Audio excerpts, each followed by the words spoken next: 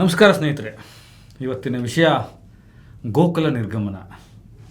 ರಾಷ್ಟ್ರ ರಾಜಕಾರಣದ ಇತಿಹಾಸದಲ್ಲಿ ಅಥವಾ ಮುಂದಿನ ದಿನಗಳ ಭವಿತವ್ಯದಲ್ಲೂ ಕೂಡ ಈ ಥರದ್ದೊಂದು ನಿರ್ಗಮನ ಇಷ್ಟು ನಾಗರಿಕವಾಗಿ, ಇಷ್ಟು ಔಚಿತ್ಯವಾಗಿ ಮತ್ತು ಇಷ್ಟೊಂದು ತೂಕವಾಗಿ ನಡಿಲಾರದು ಅಂತ ನನಗನ್ಸುತ್ತೆ. ಯಾಕೆಂದರೆ ಸಿದ್ದರಾಮಯ್ಯನವರು ವರ್ತಿಸಿದ ರೀತಿ, ಷರತ್ತುಗಳನ್ನು ಅವರು ಒಪ್ಪಿಕೊಂಡಂಥ ರೀತಿ ಮತ್ತು ಅವರು ಹೈಕಮಾಂಡ್ ಜೊತೆ ಇರ್ಬೋದು ಅಥವಾ ತನ್ನ ಸಹೋದ್ಯೋಗಿಗಳ ಜೊತೆ ಇರ್ಬೋದು, ತನ್ನ ಕಿರಿಯ ರಾಜಕಾರಣಿಗಳ ಜೊತೆ ಇರ್ಬೋದು, ಅವರು ನಡೆದುಕೊಂಡಂತಹ ರೀತಿ ಇದೆಯಲ್ಲ, ನಿಜಕ್ಕೂ ಮಾದರಿಯಾದಂಥ ರಾಜಕಾರಣ ಅಂತ ಹೇಳ್ಬೋದು. ಅದನ್ನು ಮುಂದಿನ ಸೆಗ್ಮೆಂಟ್ಗಳಲ್ಲಿ ಎಕ್ಸ್ಪ್ಲೈನ್ ಮಾಡಿ ಹೇಳ್ತೀನಿ, ವಿವರಿಸ್ತೀನಿ ನಿಮಗೆ. ಆದರೆ ಈ ಒಂದು ವಾತಾವರಣ ಸೃಷ್ಟಿಯಾಗಿದೆಯಲ್ಲ ಭಾರತ ದೇಶದಲ್ಲಿ. ಇವತ್ತು ಕೇರಳದಿಂದ ಪಿಣರಾಯಿ ವಿಜಯನ್ ಅವರು ಹೋಗಿದ್ದಾರೆ, ಮುಖ್ಯಮಂತ್ರಿ ಸ್ಥಾನದಿಂದ ಕೆಳಗಡೆ ಇಳಿದಿದ್ದಾರೆ. ಮಮತಾ ಬ್ಯಾನರ್ಜಿಯವರು ಬೆಂಗಾಲ್ದಿಂದ ಇಳಿದಿದ್ದಾರೆ. ಸ್ಟಾಲಿನ್ ಅವರು ತಮಿಳುನಾಡಿಂದ ಇಳಿದಿದ್ದಾರೆ. ಇತ್ತ ಕರ್ನಾಟಕದಿಂದ ನಮ್ಮ ಸಿದ್ದರಾಮಯ್ಯನವರು ಒಂದು ಆ ಮುಖ್ಯಮಂತ್ರಿ ಗಾದಿಯಿಂದ ನಿರ್ಗಮನವನ್ನು ತಗೊಂಡು ಮುಂದಿನ ಹೆಜ್ಜೆಯ ರಾಜಕಾರಣಕ್ಕೆ ಹೊರಟು ನಿಂತಿದ್ದಾರೆ. ಮತ್ತು ಕರ್ನಾಟಕ ರಾಜಕಾರಣದಲ್ಲಿ ನಿಮಗೆಲ್ಲರಿಗೂ ಗೊತ್ತಿರುವಂತೆ ಹೊಸ ಮುಖ್ಯಮಂತ್ರಿ DK ಶಿವಕುಮಾರ್ ಅವರು ಬರ್ತಾ ಇದ್ದಾರೆ. ಅವರಿಗೆ ಅಖಾಡದ ವತಿಯಿಂದ, ನನ್ನ ವೈಯಕ್ತಿಕವಾದ ವತಿಯಿಂದ, ನನ್ನೆಲ್ಲ ಪ್ರೇಕ್ಷಕರ ವತಿಯಿಂದ ಅವರಿಗೆ ಮೊದಲಿಗೆ ಅಭಿನಂದನೆಗಳು. ಅವರ ಮುಂದೆ ಇರುವ ಸವಾಲುಗಳೇನು, ಅಷ್ಟು ಸುಲಭ ಇದೆಯಾ? ಅಷ್ಟು ಸುಲಭ ಇಲ್ಲ. ಅದನ್ನು ಮತ್ತೆ ಮಾತನಾಡೋಣ. ಯತೀಂದ್ರ ಸಿದ್ದರಾಮಯ್ಯನವ್ರಿಗೆ ಉಪಮುಖ್ಯಮಂತ್ರಿ ಸ್ಥಾನ, ರಾಜ್ಯಸಭಾ ಸ್ಥಾನ, ಮಗದೊಂದು ಅಂದ ತಕ್ಷಣ ಎಷ್ಟು ನಯವಾಗಿ ತಿರಸ್ಕರಿಸ್ಬಿಟ್ರು ಸಿದ್ದರಾಮಯ್ಯ. ಅದನ್ನೆಲ್ಲ ಏನೇನು ಸಿದ್ದರಾಮಯ್ಯನವ್ರ ಕಡೆಯಿಂದ ಷರತ್ತುಗಳಿತ್ತು ಮತ್ತು ಹೈಕಮಾಂಡ್ ಅಂತ ಕರೆಸಿಕೊಳ್ಳುವ ರಾಹುಲ್ ಗಾಂಧಿ, ಸೋನಿಯಾ ಗಾಂಧಿ ಅವರ ಕಡೆಯಿಂದ ಏನು ಷರತ್ತುಗಳಿತ್ತು. ಒಂದು ಕಡೆ ಪ್ರಿಯಾಂಕಾ ಗಾಂಧಿಯವರ ಪಟ್ಟು DK ಶಿವಕುಮಾರ್ ಅವರು ಬೇಗ ಅಧಿಕಾರಕ್ಕೆ ಬರಬೇಕು, ಆ ಕುರ್ಚಿಗೆ ತರಬೇಕು ಅಂತ. ಇನ್ನೊಂದು ಕಡೆ ಸೋನಿಯಾ ಗಾಂಧಿ ಅವರೇ ಸ್ವತಃ DK ಶಿವಕುಮಾರ್ ಅವ್ರನ್ನ ಕರ್ಕೊಂಡು ಬನ್ನಿ ಅದಕ್ಕೆ ಅಂತ ಹೇಳಿದರೂ ಕೂಡ ಒಂದಿತ್ತು. ಎಲ್ಲೂ ಕೂಡ ಸಿದ್ದರಾಮಯ್ಯನವರಿಗೆ, ಅವರ ಮಾನಸಿಕ ಪರಿಸ್ಥಿತಿಗೆ, ಮನಸ್ಸಿಗೆ, ಅವರ ಅಭಿಮಾನಿಗಳಿಗೆ, ಒಂದು ದೊಡ್ಡ ಸಮುದಾಯಗಳು ಅವರನ್ನು ಪ್ರೀತಿಸ್ತವೆ, ಅವರಿಗೆ ಅಭಿಮಾನಿಗಳಿದ್ದಾರೆ, ಬೇರೆ ಬೇರೆ ಎಲ್ಲ ಪಕ್ಷಗಳಲ್ಲಿದ್ದಾರೆ, ಅವರು ಯಾರಿಗೂ ನೋವಾಗದಂತೆ ನಡೆಸ್ಕೊಳ್ಳಿ ಅನ್ನೋ ಒಂದು ರೀತಿ ನೀತಿಗೆ ಇಷ್ಟೊಂದು ಸೂಕ್ಷ್ಮವಾಗಿ ಒಂದು ಪರಿಸ್ಥಿತಿಯನ್ನು ನಿಭಾಯಿಸಿದಂಥ ರೀತಿಗೆ ಮೊದಲಿಗೆ ಎಲ್ಲರಿಗೂ ಒಂದು ಒಂದು ಖುಷಿ ಮತ್ತು ಒಂದು ಹೆಮ್ಮೆಯ ಚಪ್ಪಾಳೆಯನ್ನು ಹೇಳಬೇಕು.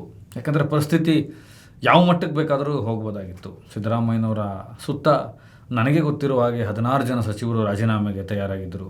ಕಳೆದ 6 ತಿಂಗಳಿಂದನೇ ಅವರ ಸ್ಥಾನ ಬಿಡೋದಕ್ಕೆ ತಯಾರಾಗಿದ್ದರು, ಮರುಚುನಾವಣೆಗೆ ತಯಾರಾಗಿದ್ದರು, ಪಕ್ಷ ಬಿಡೋದಕ್ಕೆ ತಯಾರಾಗಿದ್ದರು. ಕನಿಷ್ಠ ಪಕ್ಷ 46 ಜನ ಶಾಸಕರು ತಮ್ಮ ಶಾಸಕ ಸ್ಥಾನಕ್ಕೆ ರಾಜೀನಾಮೆ ಕೊಡೋದಕ್ಕೆ ತಯಾರಿದ್ದರು. ಕರ್ನಾಟಕದಲ್ಲಿ ಗಲಾಟೆಗಳನ್ನು ಎದುರಿಸ್ಬೋದಾಗಿತ್ತು.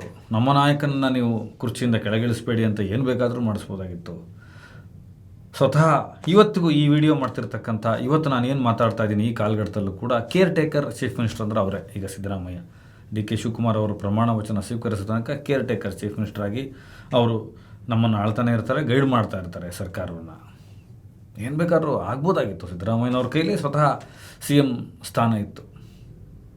ಅದು ಯಾವುದಕ್ಕೂ ಮುಂದಾಗದಲ್ಲೇ ಸಮಾಜವಾದಿ ಹಿನ್ನೆಲೆಯಿಂದ ಬಂದಂಥ ಒಬ್ಬ ಹುಟ್ಟು ಹೋರಾಟಗಾರ ನಮ್ಮ ಸಿದ್ದರಾಮಯ್ಯನವರು ತುಂಬ ದೊಡ್ಡ ಸ್ತರದಲ್ಲಿ ನಡ್ಕೊಂಡ್ರು. ಬೇರೆ ಬೇರೆ ರಾಜ್ಯಗಳಲ್ಲಿ ನೀವು ನೋಡಿರ್ತೀರ, ಮುಖ್ಯಮಂತ್ರಿಗಳ, ಮಂತ್ರಿಗಳ ನಿರ್ಗಮನದ ಸಂದರ್ಭ ಬಂದಾಗ ಜಾಗ ಬಿಟ್ಕೊಡ್ಬೇಕಾದ ಸಂದರ್ಭ ಬಂದು ಯಾಕೆ, ಇಲ್ಲೇ ಯಡಿಯೂರಪ್ಪನವರ ಉದಾಹರಣೆ ಇದೆ, ಸದಾನಂದ ಗೌಡರ ಉದಾಹರಣೆ ಇದೆ, ಜಗದೀಶ್ ಶೆಟ್ಟರ್ ಅವರ ಉದಾಹರಣೆ ಇದೆ, ಕುಮಾರಸ್ವಾಮಿ ಅವರ ಉದಾಹರಣೆ ಇದೆ. ಎಷ್ಟು ಜಟಾಪಟಿಗಳಾಗುತ್ತೆ, ಏನೆಲ್ಲ ಆಗುತ್ತೆ. ರೆಸಾರ್ಟ್ ರಾಜಕಾರಣ ನಡೆಯುತ್ತೆ, ತುಂಬಿಕೊಂಡು ಹೋಗ್ತಾರೆ ಕುರಿಮರಿಗಳ ಥರ MLAಗಳನ್ನೆಲ್ಲ. ಅದನ್ನು ಏನಕ್ಕೂ ಅವಕಾಶ ಕೊಡದಲ್ಲೇ ಕರ್ನಾಟಕ ರಾಜ್ಯದ ಆಡಳಿತ ಮುಖ್ಯ, ರಾಜ್ಯದ ಜನರ ಹಿತ ಮುಖ್ಯ, ಆ ಕುರ್ಚಿ ತುಂಬ ದಿನ ಖಾಲಿ ಇರಬಾರ್ದು. ಈ ಸಂದರ್ಭದಲ್ಲಿ ದಂಗೆಗಳು ಹೇಳೋದು ಅಥವಾ ಈ ಸಂದರ್ಭದಲ್ಲಿ ಲಾಬಿಗಳು ನಡೆಯೋದು, ಈ ಸಂದರ್ಭದಲ್ಲಿ ಬಂಡಾಯ ಹೇಳೋದು ಅಷ್ಟು ತಾನು ನನ್ನನ್ನು JDS ಇಂದ ಬಿಟ್ಕೊಂಡಂಥ ಒಂದು ಪಕ್ಷಕ್ಕೆ ಒಳ್ಳೆಯದಲ್ಲ. ಪಕ್ಷ ನನಗೆ ಗೌರವ ಕೊಟ್ಟಿದೆ, ನಾನು ಅದಕ್ಕೆ ಮರುಗೌರವವನ್ನು ಕೊಡಬೇಕು ಅಂಥೇಳಿ ಇಡೀ ಸಿದ್ದರಾಮಯ್ಯನವರ ಆಪ್ತ ಬಳಗ ಮತ್ತು ಸಿದ್ದರಾಮಯ್ಯನವರು ಅವ್ರ ಕುಟುಂಬ ಎಲ್ಲ ನಡೆದುಕೊಂಡಿದ್ದ ರೀತಿ ಕೂಡ ತುಂಬ ಆಶ್ಚರ್ಯಚಕಿತವಾಯಿತು. ಯಾರೂ ಕೂಡ BJPಯವರಾಗಲಿ JDS ಆಗಲಿ ಇಷ್ಟು ಸ್ಮೂತಾಗಿ, ಇಷ್ಟು ಮೃದುವಾಗಿ ಇದು ಮುಗಿದೋಗುತ್ತೆ ಅಂತ ಅವರು ಭಾವಿಸಿರಲಿಲ್ಲ. ಅಷ್ಟು ಮೃದುವಾಗಿ ಇದನ್ನು ಕಾಂಗ್ರೆಸ್ ಮುಗಿಸ್ಕೊಂಡಿದೆ. ಈಗ ಯಾವ್ಯಾವ ಮಂತ್ರಿಗಳ ತಲೆದಂಡ ಆಗ್ತಾ ಇದೆ, ಯಾರ್ಯಾರು ಯಾವ್ಯಾವ ಸೈಡ್ನಲ್ಲಿದ್ದಾರೆ, ಮಧು ಬಂಗಾರಪ್ಪ, ಡಾಕ್ಟರ್ H.C. ಮಾದೇವಪ್ಪ, ರಹೀಂ ಖಾನ್, ಈ ಥರದವ್ರದ್ದೆಲ್ಲ ತಲೆದಂಡ ಆಗ್ತದೆ. ಲಕ್ಷ್ಮೀ ಹೆಬ್ಬಾಳ್ಕರ್ ಅವರು ಹೊಸ ಮಂತ್ರಿಮಂಡಲ ಸ್ಥಾಪನೆ ಆಗಬೇಕು, ಅದು ಯಾವ ಮಾನದಂಡಗಳ ಮೇಲೆ ಸ್ಥಾಪನೆ ಆಗ್ತಾಯಿದೆ. ಡಿ ಕೆ ಶಿವಕುಮಾರ್ ಅವರು ಹೈಕಮಾಂಡ್ ಜೊತೆ ಮಾತನಾಡಿಕೊಂಡು ಏನನ್ನು ನಿರ್ಧಾರ ಪಡ್ತಾ ಇದ್ದಾರೆ, ಯಾವ ಅಂಶಗಳ ಮೇಲೆ ರಾಜ್ಯವನ್ನು ತಗೊಂಡೋಗೋದಕ್ಕೆ ನೋಡ್ತಾ ಇದ್ದಾರೆ. ಯಾಕಂದರೆ ಆಬ್ವಿಯಸ್ಲಿ ಒಬ್ಬ ಮುಖ್ಯಮಂತ್ರಿ ರಾಜೀನಾಮೆ ಕೊಟ್ಟ ಮೇಲೆ ಹೊಸ ಸಚಿವ ಸಂಪುಟ ಬರುತ್ತೆ, ಅದು ರೀಶಫಲ್ ಮಾಡೋಕ್ಕೆ ಆಲ್ರೆಡಿ ಹೈಕಮಾಂಡ್ ಓಡಾಡ್ತಾ ಇತ್ತು. ತುಂಬ ಜನ ಸಚಿವರ ಈಗ ಪದತ್ಯಾಗ ಸಿದ್ದರಾಮಯ್ಯನವ್ರ ಹಿಂದೆಯೇ ಆಗುತ್ತೆ, ಹೊಸಬರು ಬರ್ತಾರೆ. ಇದರ ಜೊತೆಗೆ ಸಿದ್ದರಾಮಯ್ಯನವರಿಗೆ ವಹಿಸಿರ್ತಕ್ಕಂಥ ಹೊಸ ಹೊಸ ಜವಾಬ್ದಾರಿಗಳೇನು ನಾನು ಕೇಳಿ ದಿಗ್ಭ್ರಮೆಗೊಳಗಾಗ್ಬಿಟ್ಟು, ಇದೇನು ಪ್ರಜಾಪ್ರಭುತ್ವ, ಒಬ್ಬ ನಾಯಕರಿಂದ ಇನ್ನೊಬ್ಬ ನಾಯಕ ಅಲ್ಲಿ ಬಂದು ಕೂರುವಾಗ ಏನೆಲ್ಲ ನಡೀತಾ ಇದೆ, ಏನೆಲ್ಲ ಷರತ್ತುಗಳಿದೆ. ನಿಜಕ್ಕೂ ಒಂದೊಂದು ಸಲ ಇದು ಪ್ರಜಾಪ್ರಭುತ್ವ ಅನಿಸ್ಬಿಡುತ್ತೆ. ಹೌದು, ನನಗೂ ಇದೆ, ಸಿದ್ದರಾಮಯ್ಯನವ್ರ ಬಗ್ಗೆ ಆಕ್ಷೇಪಗಳು ಇಲ್ದಲೇ ಏನಿಲ್ಲ. ಈ ಟೆನ್ಯೂರಲ್ಲಂತೂ ತುಂಬ ಜನಕ್ಕೆ ತುಂಬ ವಿಚಾರದಲ್ಲಿದೆ, ಅದನ್ನು ಕೂಡ ಚರ್ಚೆ ಮಾಡೋಣ. ಜೊತೆಗೆ KPCCಯ ಅಧ್ಯಕ್ಷ ಸ್ಥಾನಕ್ಕೆ ಕಾರ್ಮಿಕ ಸಚಿವರಾದಂಥ ಸಂತೋಷ್ ಲಾಡ್ ಮತ್ತು ಆ ಕಡೆಯಿಂದ PWD ಇಲಾಖೆ ನಿಭಾಯಿಸ್ತಾ ಇರತಕ್ಕಂಥ ಸತೀಶ್ ಜಾರಕಿಹೊಳಿ ಮಿನಿಸ್ಟ್ರು ಪೋಸ್ಟ್ ಸಮೇತ ಅದನ್ನು ಕೊಡಬೇಕು ಅಂತ ಕೂತಿದ್ದಾರೆ ಅಧ್ಯಕ್ಷ ಸ್ಥಾನವನ್ನು. ಇದೆಲ್ಲ ಏನೇನಾಗುತ್ತೆ, ರಾಜ್ಯದ ಮುಂದಿನ ದಿಕ್ಸೂಚಿಗಳೇನು, ಒಂದು 20 ನಿಮಿಷದಲ್ಲಿ ಚರ್ಚೆ ಮಾಡೋಣ ನೋಡಿ. ಸ್ನೇಹಿತರೆ, ಎಲ್ರಿಗೂ ಒಂದು ಕುತೂಹಲಕಾರಿ ವಿಷಯ ಏನು ಅಂತಂದರೆ, ಸಿದ್ದರಾಮಯ್ಯನವರು ಮತ್ತು ಹೈಕಮಾಂಡ್ ನಡುವೆ ಡಿ ಕೆ ಶಿವಕುಮಾರ್ ಅವ್ರ ನೋಡಿ ಒಳಗಡೆ ಏನು ನಡೆದಿರ್ಬೋದು, ಏನೇನೆಲ್ಲ ಪ್ರಸ್ತಾಪಗಳಾಗಿರ್ಬೋದು, ಏನೇನು ಷರತ್ತುಗಳಾಗಿರ್ಬೋದು, ಯಾವ್ಯಾವ್ದು ಏನೇನು ಹಂಚಿಕೆ ಆಗಿರ್ಬೋದು, ಏನೇನೆಲ್ಲ ಡಿಮ್ಯಾಂಡ್ಗಳನ್ನು ಇಟ್ಟು ಸಿದ್ದರಾಮಯ್ಯನವರು ತನ್ನ ಸ್ಥಾನಪಲ್ಲಟವನ್ನು ಒಪ್ಕೊಂಡಿರ್ಬೋದು ಅಂತ ನನಗೆ ತಿಳಿದಿರತಕ್ಕಂಥ ರಾಜಕೀಯ ಸೋರ್ಸ್ಗಳಿಂದ ಇರತಕ್ಕಂಥ ಮಾಹಿತಿಯನ್ನು ನಿಮ್ಮ ಮುಂದೆ ಹಂಚ್ಕೊಳ್ಳೋಕ್ಕೆ ಇಷ್ಟಪಡ್ತೀನಿ. ಪಾಯಿಂಟ್ ನಂಬರ್ 1, ಇವತ್ತು ಎಲ್ಲ ಮೀಡಿಯಾಗಳು ಹೇಳ್ತಾ ಇದೆ ರಾಜ್ಯಸಭೆಗೆ CM ಹೋಗ್ಬಿಡ್ತಾರೆ. ಈಗಲೂ ಅವ್ರು CM care taker CM Siddaramaiah ಹೋಗ್ತಾರೆ. ಇಲ್ಲ, ಹೈಕಮಾಂಡ್ ತುಂಬ ಸ್ಪಷ್ಟವಾಗಿ ರಾಜ್ಯಸಭೆಗೆ ಬನ್ನಿ, ರಾಜ್ಯಸಭೆಯ ಲೀಡರ್ಶಿಪ್ಪನ್ನು ತಗೊಳ್ಳಿ, ನಿಮಗಲ್ಲಿ ಒಂದು ನಾಯಕತ್ವವನ್ನು ಕೊಡ್ತೀವಿ.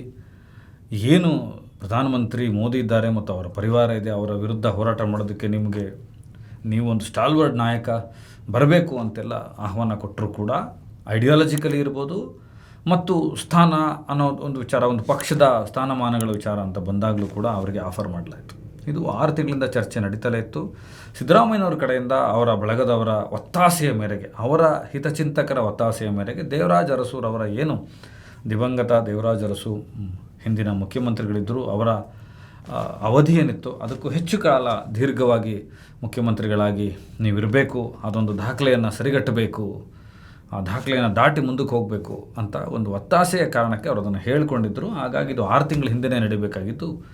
ಈಗ ಕಾಲ್ಗಟ್ಟ ಬಂದಾಗ ಸಿದ್ದರಾಮಯ್ಯನವರು 2 ವಿಚಾರನ ಸ್ಪಷ್ಟವಾಗಿ ನಿರಾಕರಿಸ್ಬಿಟ್ರು.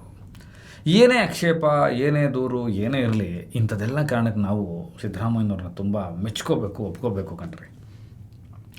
ಇಲ್ಲ, ನನಗೆ ರಾಜ್ಯ ರಾಜಕಾರಣವೇ ನನ್ನ ಸೀಮಿತ ವಲಯ, ನಾನು ರಾಜ್ಯ ರಾಜಕಾರಣದಲ್ಲಿರಬೇಕು, ನನ್ನ ಅವಶ್ಯಕತೆ ಅಲ್ಲಿ ಹೆಚ್ಚಿದೆ, ನಾನು ಇಷ್ಟು ವರ್ಷಗಳ ಸುದೀರ್ಘ ರಾಜಕಾರಣ ರಾಜ್ಯದ ಜನರಿಗೆ ಹೋರಾಟ ಮಾಡ್ತಾ ಬಂದಿದ್ದೀನಿ, ತೊಡೆ ತಟ್ಟಿದ್ದೀನಿ, ಭುಜ ತಟ್ಟಿದ್ದೀನಿ, ನಾನು ಬರೋದಿಲ್ಲ ಅಂತ ಹೇಳ್ತಾರೆ. ಐಡಿಯಾಲಜಿಕಲಿ ಕೂಡ ನಾನು ಅಲ್ಲೇ ಕೂತು ಕೆಲಸ ಮಾಡ್ತೀನಿ, ರಾಜ್ಯಸಭೆ ಅವಶ್ಯಕತೆ ಇಲ್ಲ ಅಂತ ಹೇಳ್ತಾರೆ. ಇನ್ನೊಂದು, ನಿಮ್ಮ ಮಗನನ್ನು ಉಪಮುಖ್ಯಮಂತ್ರಿ ಸ್ಥಾನಕ್ಕೆ ತಂದು ಬಿಡ್ತೀವಿ, ನಿಮ್ಮ ಮಗನಿಗೆ DCM ಪೋಸ್ಟ್ ಕೊಡ್ತೀವಿ ಅಂದಾಗ, ಬೇಡ, DCM ಪೋಸ್ಟು ನನ್ನ ಮಗನಿಗೆ ಬೇಡ, ಯಾಕಂದರೆ ಅವನೇನು ಚಿಕ್ಕವನಿದ್ದಾನೆ, ಅವನಿಗಿಂತ ಅರ್ಹತೆ ಇರೋರಿಗೆ ಕೊಡಿ.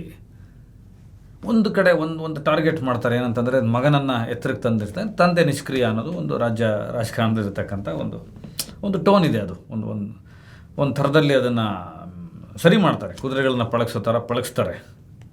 ಹಾಗಾಗೋದಿಲ್ಲ ಅಂದರು ಸಿದ್ದರಾಮಯ್ಯ. ಸ್ವಂತ ಮಗನಿಗೆ DCM ಪೋಸ್ಟ್ ನನ್ನ ಕಡೆಯಿಂದ ಬೇಡ, ನೀವು ಪಕ್ಷದ ಕಡೆಯಿಂದ ಕೊಡಿ, ಬಟ್ ನನ್ನ ಒತ್ತಾಸೆ ಅದಲ್ಲ, ಅದ್ರ ಬದಲಿಗೆ ಯಾರಾದರೂ ಅಲ್ಪಸಂಖ್ಯಾತರಿಗೆ ಕೊಡಿ.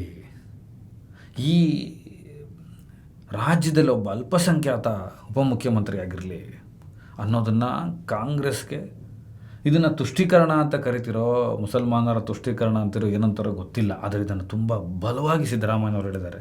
ಈ ಕಾರಣಕ್ಕೂ ನಾವು ಅವ್ರನ್ನ ಮೆಚ್ಕೋಬೇಕು. ತುಂಬ ಜನ ಇದ್ದಾರೆ ಅಲ್ಪಸಂಖ್ಯಾತರು, ತುಂಬ ಜನ ನಾಯಕರುಗಳಿದ್ದಾರೆ, ಅವರನ್ನು ಪ್ರತಿನಿಧಿಸುವಂಥವ್ರು ಯಾರಾದರೂ ಒಬ್ಬರು ಬರ್ಬೋದು, ಆ ಸ್ಥಾನಕ್ಕೆ ಬರ್ಬೋದು.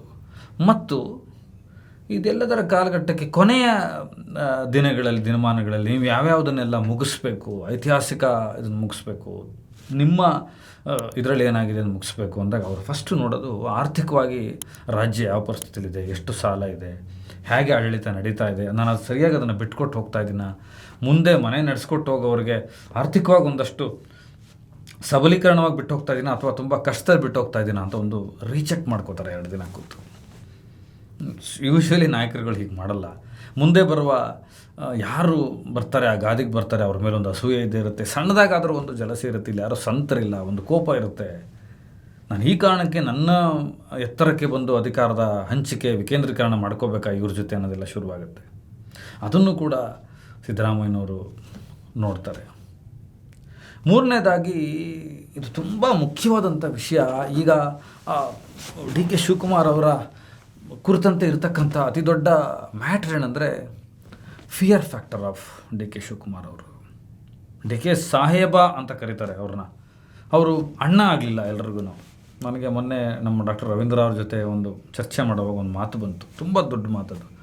ಕುಮಾರಸ್ವಾಮಿ ಅವ್ರನ್ನ ಎಲ್ಲ ಪಕ್ಷದವರು ಕುಮಾರ್ ಅಣ್ಣ ಅಂತ ಕರೀತಾರೆ. ಅಂದರೆ ಅವರು ಅಣ್ಣ ಆದರು ಎಲ್ಲರಿಗೂ, ಅವರವರ ಕಾರ್ಯಕರ್ತರಿಂದ ಹಿಡಿದು ಸ್ನೇಹಿತರಿಂದ ಹಿಡಿದು ಬೇರೆ ಬೇರೆ ಪಕ್ಷದ ಅಭಿಮಾನಿಗಳಿಗೂ ಅಣ್ಣ ಆದರು. ಆದರೆ ಡಿ ಕೆ ಶಿವಕುಮಾರ್ ಅವರು ತನ್ನ ಸ್ವಪಕ್ಷದವ್ರಿಗೆ ಅಣ್ಣ ಆಗಲಿಲ್ಲ, ಬೇರೆ ಪಕ್ಷದವ್ರಿಗೂ ಅಣ್ಣ ಆಗಲಿಲ್ಲ. ಅವರು ಡಿ ಕೆ ಶಿವಕುಮಾರ್ ಸಾಹೇಬ ಆದರು, ಡಿ ಕೆ ಸಾಹೇಬ ಆದರು. ಇದು 2 ಸ್ಪಷ್ಟ ಬೆಳವಣಿಗೆ. ಒಬ್ಬ ನಾಯಕ ಅಣ್ಣ ಆಗೋದಕ್ಕೂ, ನಾಡದೊರೆ ಆಗೋದಕ್ಕೂ, ಅಯ್ಯ ಆಗೋದಕ್ಕೂ, ಅಪ್ಪ ಅನ್ನಿಸ್ಕೊಳ್ಳೋದಕ್ಕೂ, ನಮ್ಮ ಮನೆಯವನು ಅನ್ನಿಸ್ಕೊಳ್ಳೋದಕ್ಕೂ, ಒಬ್ಬ ಸಾಹೇಬ ಅನ್ನಿಸ್ಕೊಳ್ಳೋಕ್ಕೂ ವ್ಯತ್ಯಾಸ ಇದೆ. ಇದನ್ನು ಯಾಕೆ ಹೇಳ್ತಾ ಇದ್ದೀನಿ ಅಂದರೆ, ಇವತ್ತು ಇರ್ತಕ್ಕಂಥ ಸಚಿವರುಗಳ ಪೈಕಿ ಎಂ ಬಿ ಪಾಟೀಲ್ ಒಂದು ಪರೋಕ್ಷವಾಗಿ ರಾಜಕಾರಣದ ರೀಡಿಂಗ್ ಇದ್ದವರಿಗೆ ಒಂದು ಟ್ವೀಟ್ ಮಾಡಿದ್ದಾರೆ, ಒಂದು ವಚನ. ಅದು ತುಂಬ ವಿಚಾರಗಳನ್ನ ಹೇಳ್ತಾ ಇದೆ. ಎಂ ಬಿ ಪಾಟೀಲ್ ಇರ್ಬೋದು, ಶಿವರಾಜ್ ತಂಗಡಿಗೆ ಇರ್ಬೋದು, ಸತೀಶ್ ಜಾರಕಿಹೊಳಿ ಅವರ ಅತಿ ದೊಡ್ಡ ಅವರ ನೆಟ್ವರ್ಕ್ ಇರ್ಬೋದು, ಮಧು ಬಂಗಾರಪ್ಪ ಇರ್ಬೋದು, ಇವರು ಎಲ್ಲರೂ ಹಲವಾರು ಜನ ಸಿದ್ದರಾಮಯ್ಯನವರ ಏನು ಅವರ ಹೆಜ್ಜೆ ಗುರುತಲ್ಲಿ ರಾಜಕಾರಣ ಕಲ್ತ್ಕೊಂಡು ಬಂದಿರು ಎಲ್ಲರೂ ರಾಜೀನಾಮೆಗೆ ರೆಡಿ ಇದ್ದರು. ಎಲ್ಲರೂ ಒಂದು ವಿಪತ್ತನ್ನು ತಂದು ಹಾಕೋದಕ್ಕೆ ರೆಡಿ ಇದ್ದರು. ಆದರೆ ಅದಕ್ಕೆ ಅವಕಾಶ ಕೊಡಲಿಲ್ಲ. ಈಗ ಎಲ್ರಿಗೂ ಒಂದು ಫಿಯರ್ ಫ್ಯಾಕ್ಟರ್ ಇದೆ. 2 ವಿಚಾರ ನಾನು ನಿಮಗೆ ತುಂಬ ಗಟ್ಟಿಯಾಗಿ ಎಕ್ಸ್ಪ್ಲೇನ್ ಮಾಡಬೇಕಾಗಿರೋದು. ಒಂದು ಡಿ ಕೆ ಶಿವಕುಮಾರ್ ಅವರ ಆಡಳಿತದ ಬಗ್ಗೆ ಇರ್ತಕ್ಕಂಥ ಫಿಯರ್ ಫ್ಯಾಕ್ಟರ್, ಒಂದು ಭಯ ಇದೆ. ನಮ್ಮ ಇಲಾಖೆಯ ಕೆಲಸಗಳನ್ನು ಎಲ್ಲಿ ಮಾಡೋದಕ್ಕೆ ಡಿ ಕೆ ಶಿವಕುಮಾರ್ ಅವರು ಬಿಡಲ್ವೋ, ನಮ್ಮ ಎಲ್ಲ ಇಲಾಖೆಗಳಿಗೆ ಎಲ್ಲ ಮೂಗು ಮತ್ತೊಂದು ತೋರಿಸ್ಬಿಡ್ತಾರೋ, ತುಂಬ ಗಟ್ಟಿಯಾಗಿ ಹಿಡಿದು ಬಿಡ್ತಾರೋ ನಮ್ಮನ್ನೆಲ್ಲ, ನಮ್ಮ ಜುಟ್ಟು ಜನಿವಾರಗಳು ಅವ್ರ ಕೈಗೆ ಹೋಗ್ಬಿಡುತ್ತೋ. ಜುಟ್ಟು ಜನಿವಾರ, ಶಿವದಾರ, ಇನ್ನೊಂದು ದಾರ, ಯಾವ ದಾರ ಇದ್ದರೂ ಸರಿ, ಯಾವುದೇ ವರ್ಗ ಆಗಿರಲಿ, ಅವರು ಹೋಗ್ಬಿಡುತ್ತೋ ಅನ್ನೋದೊಂದು ಫಿಯರ್ ಫ್ಯಾಕ್ಟರ್ ಇದೆ. ಹೇಗೆ ವಿಶ್ವಾಸಕ್ಕೆ ಅವ್ರನ್ನ ತೊಗೊಳ್ಳೋದು, ಅವ್ರು ನಮ್ಮನ್ನು ವಿಶ್ವಾಸಕ್ಕೆ ತೊಗೊಳ್ಳೋದೇನೋ, ಹಿಟ್ಲರ್ಗಿರಿ ಮಾಡಿಬಿಡ್ತಾರೇನೋ ಅನ್ನೋದು ಒಂದು ಭಯ ಇತ್ತು.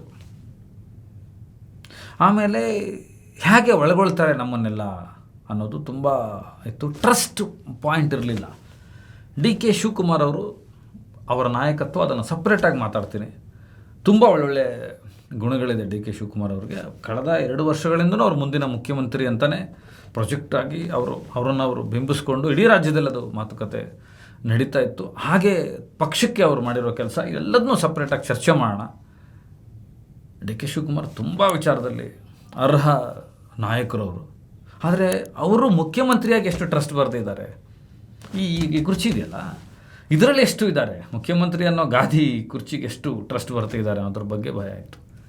ಈಗ ಸಿದ್ದರಾಮಯ್ಯನವರು ತಗೊಂಡಿರ್ತಕ್ಕಂಥ ಜವಾಬ್ದಾರಿ, ಹೈಕಮಾಂಡ್ ಕೊಟ್ಟಿರ್ತಕ್ಕಂಥ ಜವಾಬ್ದಾರಿ ಏನು ಅಂದರೆ, ರಾಜ್ಯದಲ್ಲೇ ಉಳ್ಕೊಂಡು ಅವರು ಎಲ್ಲ ಮಂತ್ರಿಗಳಿಗೆ ಸಲಹೆ ಕೊಡಬೇಕು, ಏನೇನು ಯಾರ್ಯಾರಿಗೆ ಫಿಯರ್ ಫ್ಯಾಕ್ಟರ್ ಇದೆ, ಟ್ರಸ್ಟ್ ಫ್ಯಾಕ್ಟರ್ ಇದೆ, ಅದಕ್ಕೆ ಏನೇನು ಮಾರ್ಗದರ್ಶನ ಮಾಡಬೇಕು. ಒಂದು ಲೆಕ್ಕದಲ್ಲಿ ಎಸ್.ಎಂ. ಕೃಷ್ಣ ಅವರ ಕಾಲಘಟ್ಟದಿಂದ, ಅವರ ಶಿಷ್ಯತ್ವದಿಂದ ಬೆಳೆದಂಥ ಡಿ ಕೆ ಶಿವಕುಮಾರ್ ಅವ್ರಿಗೆ ಒಂದು ಫೈನಲ್ ಮೆಂಟರ್ ಆಗಿ ಸಿದ್ದರಾಮಯ್ಯನವರು ಇರಬೇಕು. ಈ ಟ್ರಸ್ಟ್ ಫ್ಯಾಕ್ಟ್ರನ್ನ ಇಂಪ್ರೂವ್ ಮಾಡಬೇಕು ಮತ್ತು ಫಿಯರ್ ಫ್ಯಾಕ್ಟ್ರನ್ನ ತೆಗಿಬೇಕು. ಒಂದು ಸಮರ್ಥ ನಾಯಕತ್ವ, ನಿಜವಾದಂಥ ಪರಿಪೂರ್ಣವಾದಂಥ ರಾಜಕೀಯ ಡಿ ಕೆ ಶಿವಕುಮಾರ್ ಅವರಿಗೆ ಬರಬೇಕು, ನಾಯಕತ್ವ ಬರಬೇಕು ಅಂದರೆ ಇವತ್ತು ಅದಕ್ಕೆ ಸಿದ್ದರಾಮಯ್ಯನವರ ಟೋನಿಂಗ್ ಬೇಕು, ಅವರ ಮೆಂಟರ್ಶಿಪ್ ಬೇಕು. ಅದನ್ನು ಒಪ್ಕೊಂಡು ಬಂದರು ಸಿದ್ದರಾಮಯ್ಯ. ರಾಜ್ಯಸಭೆಯನ್ನು ಬೇಡ ಅಂದರು. ಯತೀಂದ್ರ ಸಿದ್ದರಾಮಯ್ಯನವ್ರಿಗೆ DCM ಪಟ್ಟ ಬೇಡ ಅಂದರು. ಅವರು ಬಾಯಿಂದ ಬಂದಿರೋದು, ಆಪ್ತ ಮೂಲಗಳಿಂದ ಹೇಳ್ತಾ ಇದ್ದೀನಿ ನಿಮಗೆ, ಪ್ರಿಯಾಂಕ ಖರ್ಗೆ ಅವ್ರನ್ನ DCM ಮಾಡಿ. ಇದು ಗೌರಿ ಲಂಕೇಶ್ ಅವರ ಕಾಲಘಟ್ಟದಿಂದಲೂ ಒಂದು ಬಿತ್ತಿದ ಒಂದು ಬೀಜ ಇದು. ನಾನೇ ಸ್ವತಃ ಸಿದ್ದರಾಮಯ್ಯನವರು ಮಾತನಾಡಿದ್ದನ್ನು ಕೇಳಿಸ್ಕೊಂಡಿದ್ದೀನಿ ಆಪ್ತ ವಲಯಗಳಲ್ಲಿ ಗೌರಿ ಲಂಕೇಶ್ ಅವ್ರ ಜೊತೆ ಹೋದಾಗ. ಒಂದು ಅಲ್ಪಸಂಖ್ಯಾತ ವರ್ಗ ಏನಿದೆ, ಇನ್ನೊಂದು ಅಹಿಂದ ವರ್ಗ ಏನಿದೆ, ಅದರಲ್ಲಿ ದಲಿತ ವರ್ಗ ಏನಿದೆ, ಆ ಹೋರಾಟದ ವರ್ಗಗಳಿಂದ ಅವೆಲ್ಲ ಒಂದಾಗಬೇಕು ಅನ್ನೋದು ಆ ಕಾಲಘಟ್ಟದಿಂದಲೂ ಸಿದ್ದರಾಮಯ್ಯನವರ ಒಂದು ಸಮಾಜವಾದಿ ಗುಣ ಮತ್ತು ಅವರ ಒಂದು ಕಂಟೆಂಟ್ ಇತ್ತು. ಇವತ್ತು ಅದನ್ನು ತಾನು ಮುಖ್ಯಮಂತ್ರಿ ಸ್ಥಾನದಿಂದ ನಿರ್ಗಮನ ಆಗುವಾಗಲೂ ಕೂಡ ಸಿದ್ದರಾಮಯ್ಯನವ್ರು ಮಾಡ್ತಾ ಇದ್ದಾರೆ. ಅದು ಅತ್ಯಂತ ಖುಷಿಯಾದಂಥ ವಿಚಾರ. ಈಗ ಮಲ್ಲಿಕಾರ್ಜುನ ಖರ್ಗೆ ಅವರು ದೆಹಲಿಯಲ್ಲಿದ್ದಾರೆ, ಪ್ರಿಯಾಂಕಾ ಖರ್ಗೆ ಅವರು ಉಪಮುಖ್ಯಮಂತ್ರಿ ಸ್ಥಾನಕ್ಕೆ ಬಂದರೆ ಯಾವೆಲ್ಲ ವರ್ಗಗಳನ್ನು ಅವರು ಪ್ರತಿನಿಧಿಸ್ತಾರೆ ಅನ್ನೋದು ನಿಮಗೆ ಗೊತ್ತಿದೆ. ಅದಾದ ನಂತರ ಒಬ್ಬ ಅಲ್ಪಸಂಖ್ಯಾತ ಬರಲಿ, ಯುಟಿ ಖಾದರ್, ಜಮೀರ್ ಅಹ್ಮದ್ ಖಾನ್, ರಹೀಂ ಖಾನ್, ಬೇಕಾದಷ್ಟು ಜನ ಇದ್ದಾರೆ, ಅವ್ರು ಯಾರು ಒಬ್ಬನ್ನ ಆ ಸ್ಥಾನಕ್ಕೆ ತೊಗೊಂಡು ಬನ್ನಿ ಅಂತ ಹೇಳ್ತಾರೆ. ಅಂದರೆ ಆ ಒಂದು ಕಾಂಬಿನೇಷನ್ ಅವರು ಪೊಲಿಟಿಕಲಿ ಹೇಗೆ ಯೋಚನೆ ಮಾಡ್ತಾ ಇದ್ದಾರೆ ನೋಡಿ. ಮುಸ್ಲಿಂ ಆ್ಯಂಡ್ ದಲಿತ್ ಅಂದರೆ ಲಾಲ್ ಸಲಾಂ, ಜೈ ಭೀಮ್ನ ಹಿಂದೆ ಗೌರಿ ಲಂಕೇಶ್ ಅವರು ಒಂದು ಮಾಡೋದಕ್ಕೆ ನೋಡಿದ್ರು ಇಡೀ ದೇಶದಲ್ಲಿ. ಅದು ಎಂಥ ಆಪತ್ತಿಗೆ ತಂದಿಡ್ತು ಈ ಸನಾತನವಾದಿಗಳ ವಿರುದ್ಧ ಅನ್ನೋದು ನಿಮಗೆ ಗೊತ್ತಿದೆ. ಅದಾದ ನಂತರ ಹೀಗೆ ಯೋಚನೆ ಮಾಡಿದ್ರು ಸಿದ್ದರಾಮಯ್ಯ. ಆಮೇಲೆ ಅದು ಕೊನೆಯ 2 ದಿನಗಳಲ್ಲಿ ಏನಕ್ಕೆಲ್ಲ ಸೈನ್ ಮಾಡಬೇಕಾಗಿತ್ತು, ಏನು ಮಾಡಬೇಕಾಗಿತ್ತು ನೋಡಿ. ತನ್ನ ಜೊತೆ ವೆಂಕಟೇಶಯ್ಯ ಇದ್ದಾರೆ, ತನ್ನ ಜೊತೆ ಮಾಧ್ಯಮದ ನಿಭಾವಣೆ ಮಾಡ್ತಿರೋ ಪ್ರಭಾಕರ್ ಇದ್ದಾರೆ, ಇನ್ನೊಂದಷ್ಟು ಜನ ಸೆಕ್ರೆಟರಿಗಳಿದ್ದಾರೆ. ತಾನು ತನ್ನದೇ ಆದಂಥ ಈ ಮುಖ್ಯಮಂತ್ರಿಗಳಿಗೆ ಒಂದು ಪರಿವಾರ ಇರುತ್ತೆ ಸರ್ಕಾರದ ಕಡೆಯಿಂದ, ಅವ್ರನ್ನೆಲ್ಲ ಡಿಸ್ಪೋಸ್ ಮಾಡಿದ್ರು ಮೊದಲು. ಹೊಸ ಮುಖ್ಯಮಂತ್ರಿಗೆ ಇವರೆಲ್ಲ ಸೂಟ್ ಆಗಲ್ವೇನೋ. ನಾನು ವೆಂಕಟೇಶಯ್ಯನವ್ರದ್ದು ಒಂದು ಉದಾಹರಣೆ ತೊಗೊಳ್ತಾ ಇದ್ದೀನಿ ಅಷ್ಟೇ. ಪ್ರಭಾಕರ್ ಅವ್ರದ್ದು, ನಮ್ಮ ಸೀನಿಯರ್ ಜರ್ನಲಿಸ್ಟ್ ಅವ್ರದ್ದು ಒಂದು ಉದಾಹರಣೆ ತೊಗೊಳ್ತಾ ಇದ್ದೀನಿ ನನಗೆ ಗೊತ್ತಿರೋದ್ರಿಂದ. ಯಾಕಂದರೆ ಅವರು ಸೂಟ್ ಆಗಲ್ವೇನೋ ಮುಂದೆ ಬರುವ ಮುಖ್ಯಮಂತ್ರಿಗೆ, ತನ್ನ ಪರಿವಾರ. ಸೊ ಅವ್ರನ್ನೆಲ್ಲ ಬೇರೆ ಬೇರೆ ಜಾಗಗಳಿಗೆ ಕಳಿಸಿದ್ರು. ಜಾತಿ ಗಣತಿ ಇರ್ಬೋದು, ಇನ್ನೊಂದು ಇರ್ಬೋದು, ಮಹತ್ತರವಾದಂಥ ಯಾವ್ಯಾವುದು ವಿಷಯಗಳಿಗೆ ನಾನು ಕೈ ಹಾಕಿದ್ನೋ ಅದಕ್ಕೆ ಮಾಡಬೇಕಾಗಿತ್ತು, ಅದನ್ನು ಹೊರಟರು. ಗ್ಯಾರಂಟಿಗಳಲ್ಲಿ ದುಡ್ಡೆಷ್ಟಿದೆ ನೋಡಿದ್ರು. ಇಷ್ಟೊತ್ತಿಗೆ ರಾಜೀನಾಮೆ ಕೊಡಬೇಕು, ಹೌದು ರಾಜ್ಯಪಾಲರಿಲ್ಲ ಕೊಟ್ಟು ಬರಬೇಕು ಅಂತ ಹೇಳಿದರು. ಯಾವ ದಿನ ಕೊಡಬೇಕು ಅಂತ ಹೇಳಿದ್ರು ಆ ದಿನಕ್ಕೆ ಅವರು ಕಟಿಬದ್ಧರಾಗಿ ನಿಂತ್ಕೊಂಡ್ರು. ಯಾವುದೇ ಹೊಸ ಚರ್ಚೆಗಳಿಗಾಗಲಿ, ಊಹಾಪೋಹಗಳಿಗಾಗಲಿ, ಪಕ್ಷಕ್ಕೆ ಡ್ಯಾಮೇಜ್ ಅಂಥದ್ದಾಗೋದಾಗಲಿ ತಾನು ಮಾಡಲೇ ಇಲ್ಲ. ರಾಜ್ಯಪಾಲರಿಲ್ಲ ಅಂತಾಯಿತು, ಅದಕ್ಕೊಂದು ಸುದ್ದಿ ಹಬ್ಸಿದ್ರು ಸೆಂಟ್ರಲ್ ಗೌರ್ಮೆಂಟ್ ಮಾಡ್ತಾ ಇದೆ ಅಂತ. ಇದೆಲ್ಲ ಏನಿಲ್ಲ, ಅವರ ಕುಟುಂಬಸ್ಥರಿಗೆ ಯಾರಿಗೂ ಆರೋಗ್ಯ ಸರಿ ಇರಲಿಲ್ಲ, ಅವ್ರು ಹೋದರು ಬಂದರು, ಅದಾಗೋಯ್ತು. ರಾಜಕಾರಣ ಅಂದ್ರೆ ಆ ಮೂಮೆಂಟಲ್ಲಿ ಏನೇನೆಲ್ಲ ಕ್ರಿಯೇಟ್ ಮಾಡ್ತಾರೆ, ಅದು ಯಾವುದಕ್ಕೂ ಸಿದ್ದರಾಮಯ್ಯ ಅವಕಾಶ ಕೊಡಲಿಲ್ಲ.